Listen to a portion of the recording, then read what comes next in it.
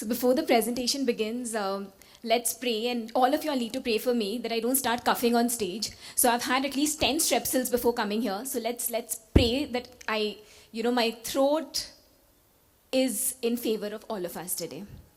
So coming to this, once upon a time, a little girl was asked to believe in everything magical. She was told that compassion and courage are two weapons that can eradicate any problems that our world faces today. Next slide. Fast forward, I was in college, waiting, final semester, will finally get on to a job, but God had other plans. And then I meet this guy through a documentary. Any idea who this guy could be? Who could this chap be? He changed my life. Any wild guess? Aristotle. One more? Plato. His name is Nero. Nero was an emperor in the ancient Roman Empire, mighty, rich. You see, he would win one war after the other and the other. And one day he wins the biggest battle of his life. And when you win, what do? You party. So he decided to throw a party and he invited the who's who of Tinseltown. He invited kings and queens, princes and princesses from across 7 kingdoms. And as evening befell, Nero said, "Boss, we need some lights to make the party happening." So he decided to burn waste to generate light. He decided to burn the prisoners of war and the poor people who were captured, who he considered not more than waste. I was 22 years old then, sitting in that classroom while my other friends walked out. I was there for the next 3 hours, contemplating as to what just happened to me. What did I just see? What did it just mean? Which is when I realized that the problem is not Nero. You could equate Nero with atrocities, injustice, discrimination, all the not so nice things that exist in this world that will always exist. You know what the problem was? The problem was Nero's guests, as to how thousands of them could sing, dance, drink when fellow human beings burned and died. And I realized at that point of time that I was one of Nero's guests. That is, if you feel something about anything, and if you're not willing to take action, then you've taken a side. And unfortunately, that side is that of the oppressor. I decided, because I was brought up by my own grandmother who had disabilities, all that I could see in her while growing up was abilities. I decided, boss, I will not sit for college placements, and instead started volunteering with organizations that work in the disability inclusion space. Which is when I realized a simple thing. I'm a mother to a 11-month-old. And generally when we have a baby in our stomach, what do we say? We want a healthy baby. What does that mean? We want a baby without a disability.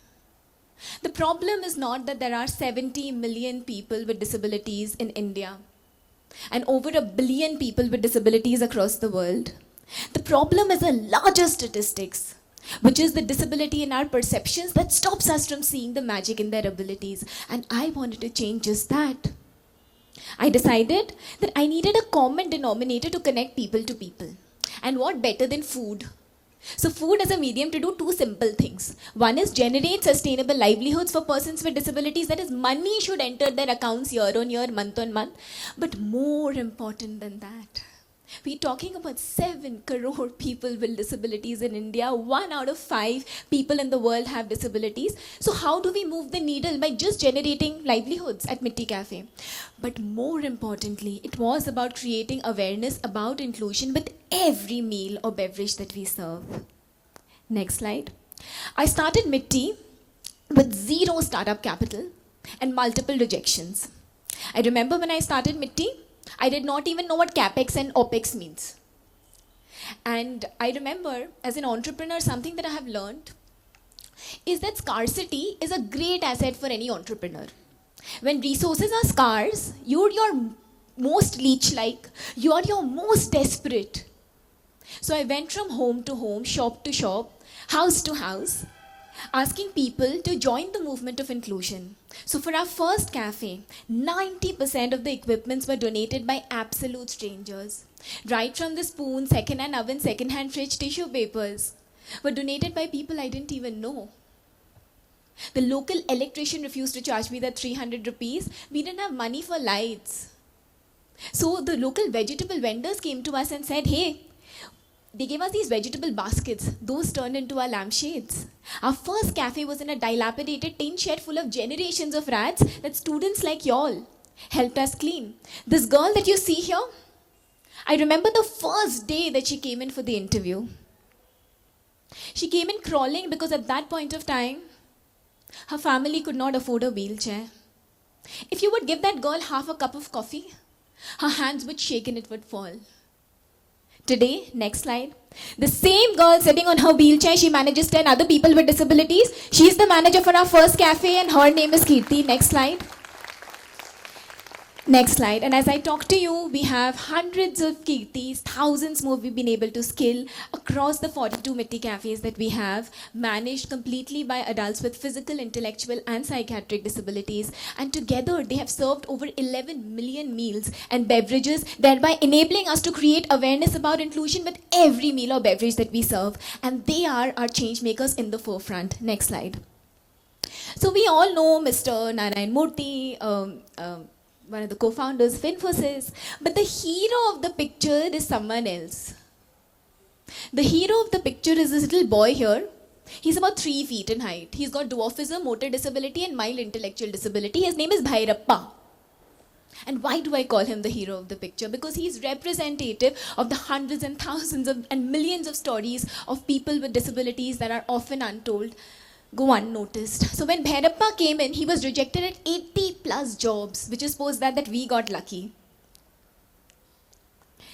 And when he came in, I haven't cropped this picture, this was the day he came in for the interview. He did not know the concept of wearing slippers and even brushing his teeth. Next slide. Today, the same boy, if you look at the graph, if you look at the orange arrow and what is written in green, he's the team lead, he's leading our entire team at the Bangalore International Airport. Not just that, when persons with disabilities come in, for the world to see their abilities, that'll happen. But for us, the larger challenge is to show them the mirror to their abilities after years of being told they're not good enough, after years of being bullied, after years of being told that they'll never find a job, they'll always be dependent. Bhairappa was told that his mother died because of him. He's a child of ill omen. Bhairappa was told something even more painful. He was told, because of his disability, he will never find anybody to love him. Don't be too sad. Next slide. And then this happened. So he met Rupa at our cafe at Mitti Cafe Wipro, and at that point of time, Bhairappa was at Mitti Infosys. So it was an Infosys Wipro love story. And next, just 3 years back, they got married. Next slide. So we have lots of love stories at Mitti Cafe. We have Ratna and Basparaj, both of them are wheelchair able. We have Sushma Sumukha, both of them are on the autism spectrum. We have Gauri and her husband Suman, both of them are born without eyes. And just to say that love has no boundaries, disability being minuscule. Next slide. I've come back to this slide, and you know why?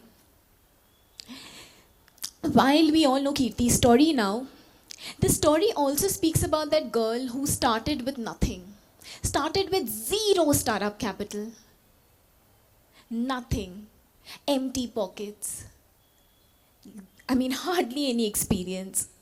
And next slide. And from there to here, when we are at the Mumbai International Airport, if you see the transition, it is because of a couple of things that as an entrepreneur, I have had to learn. One is faith, which is extremely essential. Second, it is 99% implementation and 1% the idea is the equation to success. Third, it is important to have a gende ka chamda. You know what that means? That means a rhino skin in your journey. So when I started Mitti Cafe, I was rejected at every incubation center across the country. I still have that list. And one incubation center was really kind. So they invited us. And they said that you get to pitch, such a fancy word. And if you pitch, and if the judges select you, you go into the next round. There were 3 judges very eminent. Like it was like a fan moment for me. So I pitched. And after that, luckily or unluckily, I got to see the scores. So there was scalability. This was when I started MITI. So there was scalability, there, low marks. There was cash flow, analysis that the entrepreneur could have done, low marks because I was never good at Excel. There was sustainability, was maybe low marks. The last column was passion. 1 being the lowest, 5 being the highest. 3 judges unanimously gave me the same score. What could that be? 5? You all should have been there. They gave me 1 out of 5, 1 being the lowest. And that hit me. I said, wait, I don't have money, TK, I don't have experience, okay. But passion, that's the only thing that I'm proud about. How do you not see it? And that day was the day when I had to decide whether I have to shift base to Hubli. I was studying in college then. And I said that often your heart is more intelligent than your head. So I took the leap of faith, hence, to have a rhino skin and to believe in this, that naturally comes to you is important. All the external factors will get solved. But the biggest battles are the ones within. Lastly, the power of the community. I remember when my second-hand fridge conked off, I called this electrician and I said, uncle, can you, this such and such is the thing, I need it to be repaired urgently. So he said 500, I bargained to 300, he came, he repaired it. He saw what we were doing, this electrician. And he just said, namaste. And I was like, no, take your money, take the 300. He refused to take that money, saying this is my contribution to the society. And this is the power of the community that you absolutely need to grow exponentially. Next. This is a very close picture to me. In this picture, each and every team member of ours you see, for them it is their first livelihood opportunity. Caroline, she's been a disability rights activist for 15 years, yet her first job. Tawfiq, he's got Down syndrome every day. It's his dream that he saves money, that one day he's going to help his family build his own house. Styrus, for all of these people, it's their first livelihood opportunity. Next. It gives me immense pride to say that COVID happened and all our cafes shut down. So 13 of our cafes all went into hibernation. We did not know what to do. Hundreds of our team members with disabilities who had to be supported because they were working. Multiple more people who we had trained and they were working with other organizations and they lost their jobs. So then we went back to the community. We could raise over 11 million in less than 14 days. But our problem, and then we sent it back to their, and then we sent it back to their, accounts. But our problem started then. They kept calling furiously our team members with disabilities who were in their house during COVID, saying that we don't want money sitting at home. We want to get out there. We want to start work. And when we were talking about survival, one of our team members, Hemant, he's got cerebral palsy and autism. So not all disabilities are visible. And generally when we talk about people with intellectual disabilities, what do we say? They are aimless, they don't know what they're doing. Our experience has been so different. We feel that persons with intellectual disabilities, they may be slow, but then they are perfectionists at whatever they do. So Hemant comes to us, he's got cerebral palsy and autism, and he tells us, Didi, there are people who are hungry and we know how to cook. And imagine this boy's vision, huh? We speak about we'll feed people in hundreds, thousands, a million. This boy says, we will start cooking, nobody will stay hungry. We started cooking with a few hundred meals. And it gives me immense pride to say that our team members with disabilities have to date cooked and served over 6 million meals to the economically vulnerable. Next. Thereby showing the power of inclusion, where if you have faith in people who deserve it, they will show you absolute magic. Next. So this is again at the India Coffee House. You'll meet Manjula at the back. And all of these three are, baristas. And starting from that dilapidated tin shed full of generations of rats to next slide. Today, we're at the Bangalore International Airport. Of course, you have Mr. Hari Marar, the MD, inaugurating it next.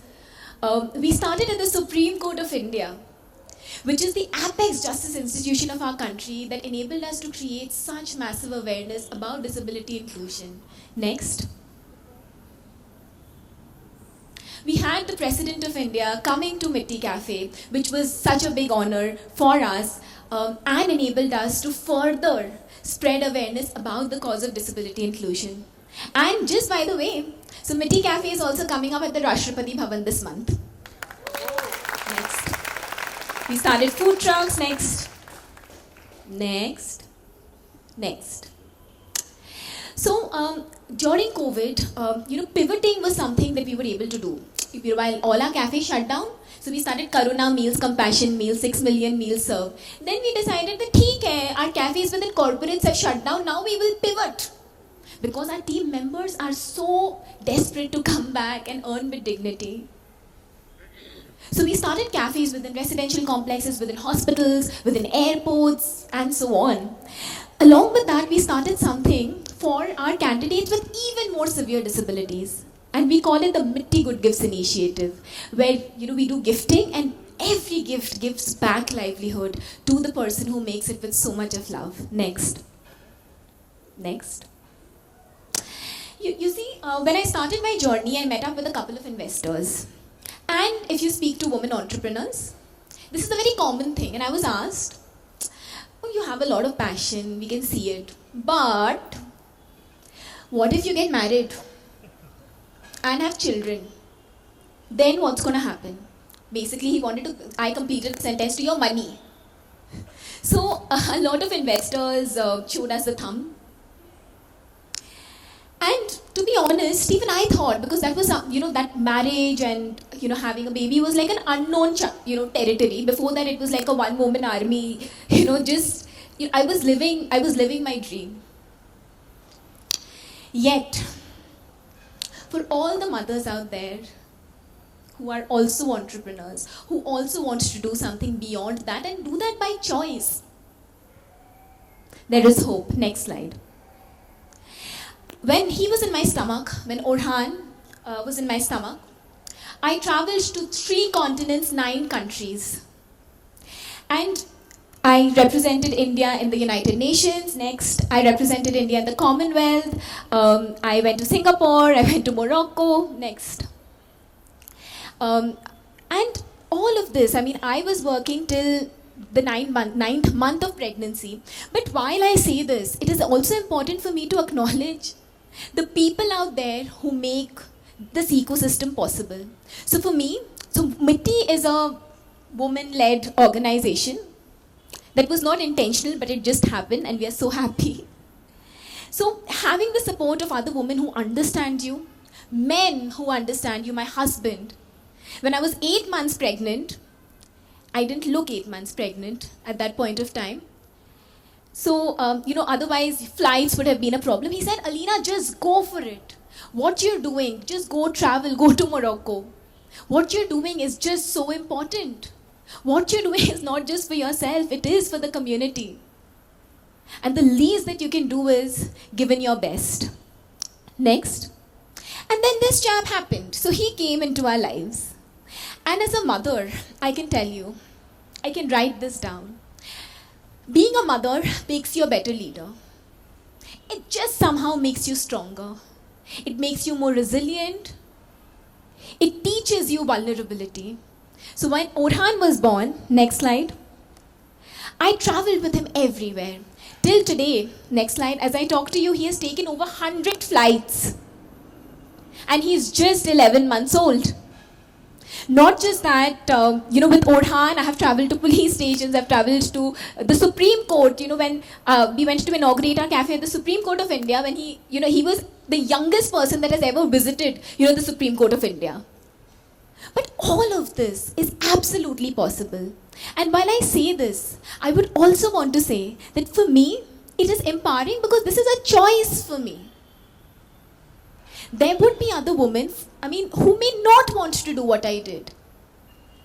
And for them, empowerment would be if they are also allowed to choose that. Next slide. Next slide. And as I talk to you, so there was a high tide and there were millions of starfishes on the seashore.